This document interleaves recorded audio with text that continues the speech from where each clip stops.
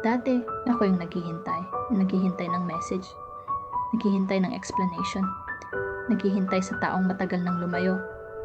Akala ko noon, hindi ko kakayanin mawala sila. Akala ko, kapag nawala sila, mawawala rin ako. Pero tingnan mo ngayon, nakabangon ako. Hindi na ako yung taong umiiyak sa katahimikan. Hindi na ako yung naghahabol ng atensyon. Hindi na ako yung kumakapit sa taong palaging bitaw na.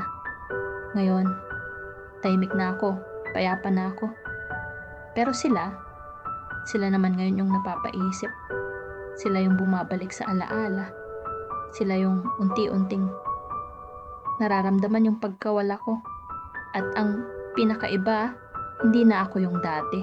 Hindi na ako yung madaling balikan. Hindi na ako yung nandyan lang palagi. Kasi natutunan ko na hindi lahat ng bumabalik dapat tanggapin ulit.